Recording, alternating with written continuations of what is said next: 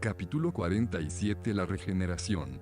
Y el llamamiento eficaz. Los términos que en la Biblia se usan para regeneración y las implicaciones de esos términos. Los términos que tenemos que considerar. La palabra griega regeneración, palingenesia, se encuentra nada más en Mateo 19:28 y Tito 3:5, y solo en este último pasaje se refiere al principio de la vida nueva en el individuo cristiano.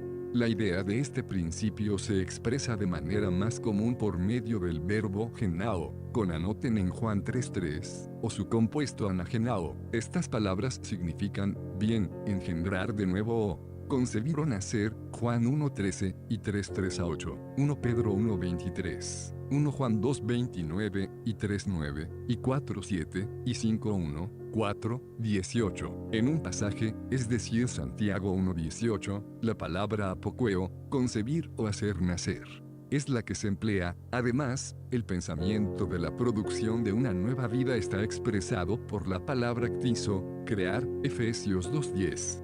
Y el producto de esta creación se llama una kaine, ctisis, nueva criatura, 2 Corintios 5:17, Gálatas 6:15, o un kainos antropos, nuevo hombre, Efesios 4:24. Por último, el término susopoyeo, hacer vivir con, vivificador con, se usa también en un par de pasajes, Efesios 2:5, Colosenses 2:13. Las implicaciones de estos términos.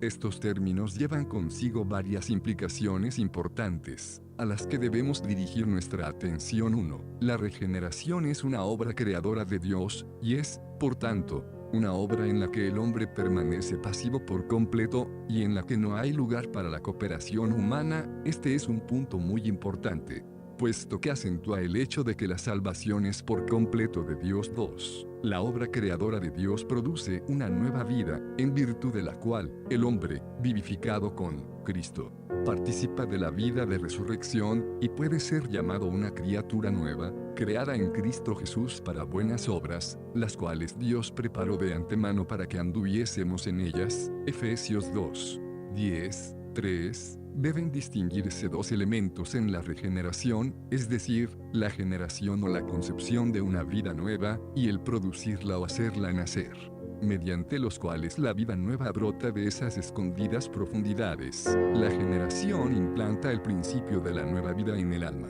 y el nuevo nacimiento hace que este principio comience a presentarse en acción. Esta distinción es de gran importancia para un entendimiento adecuado de la regeneración. El uso del término regeneración en la teología en la Iglesia primitiva y en la teología católico-romana. En la mente de la Iglesia primitiva el término regeneración no se mantuvo como un concepto definido con precisión. Se usó para denotar un cambio relacionado en forma estrecha con el lavamiento de los pecados, y no se hizo una distinción clara entre la regeneración y la justificación, según se le identifica con la gracia bautismal. El primero se entendía de manera especial como una designación de la remisión de los pecados, aunque la idea de una cierta renovación moral no estaba excluida.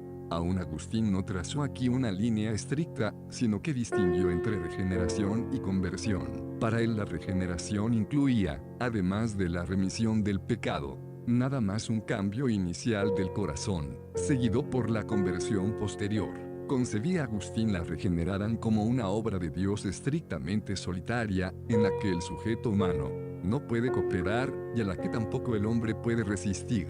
De consiguiente, para Pelagio, la regeneración no significaba el nacimiento de una criatura nueva, sino el perdón de los pecados en el bautismo, la iluminación de la mente por medio de la verdad y la estimulación de la voluntad por medio de las promesas divinas.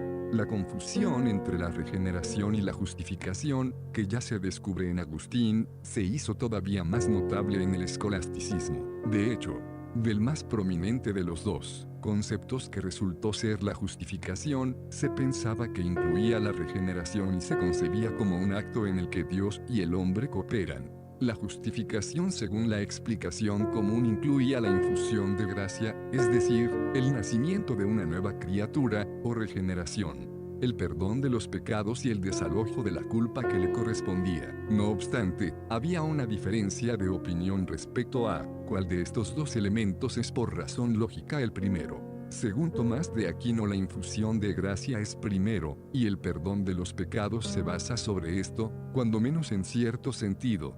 Pero según Duns Scoto, el perdón de los pecados es primero y sirve de base para la infusión de la gracia. Ambos elementos se efectúan por medio del bautismo ex opere operato.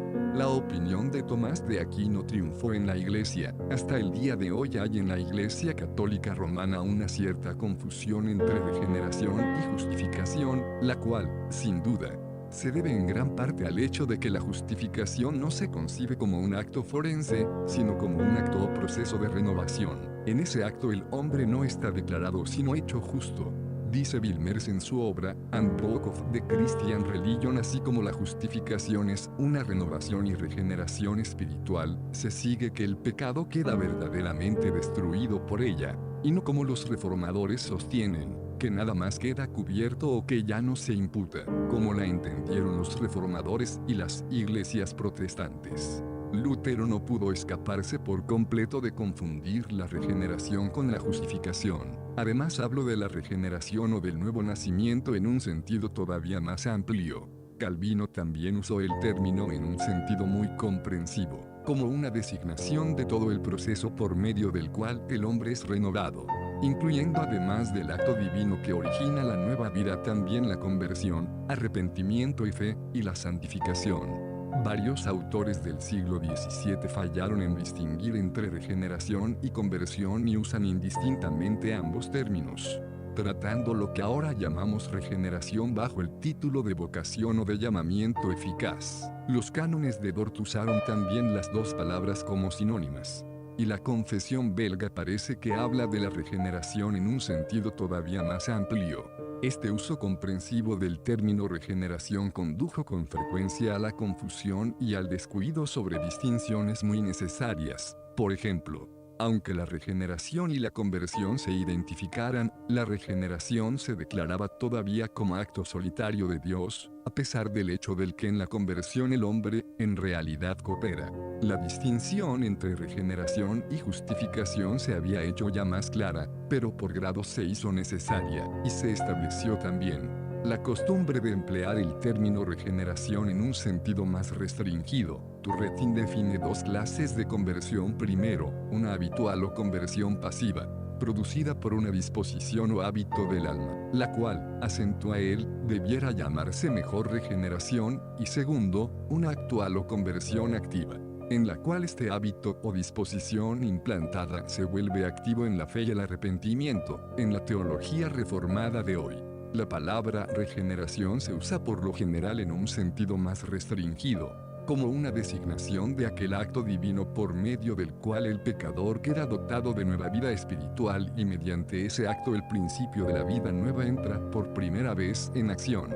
Concebida así, la regeneración incluye tanto el ser engendrado de nuevo como el nuevo nacimiento, en el que la nueva vida se hace manifiesta. No obstante, en estricta armonía con el significado literal de la palabra regeneración, el término se emplea a veces en un sentido todavía más limitado, para denotar nada más la implantación de la nueva vida en el alma.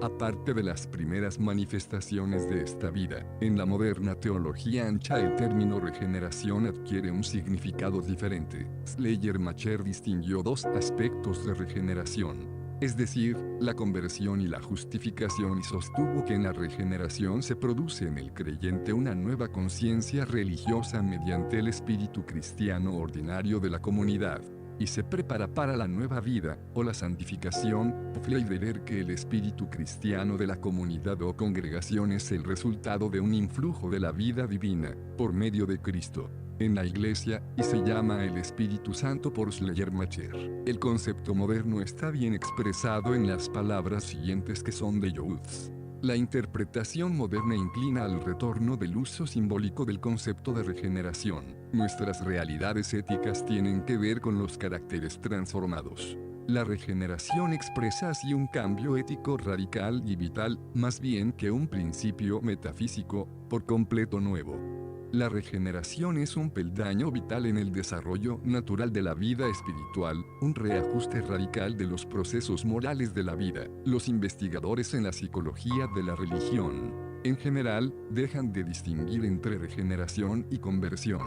consideran que la regeneración es un proceso en el que la actitud del hombre hacia la vida cambia de lo autocéntrico a lo heterocéntrico.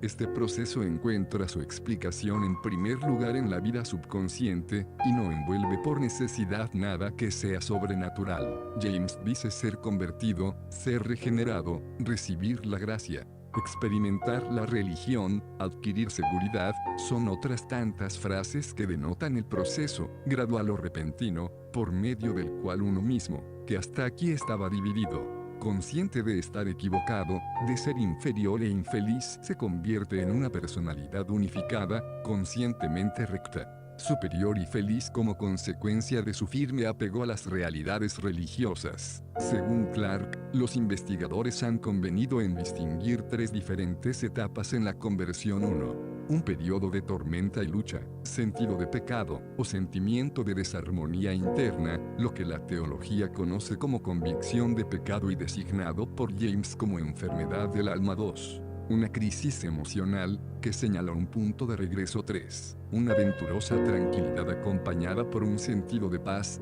descanso, armonía interior, aceptación delante de Dios, y con frecuencia, de reflejos motores y sensorios de varias clases.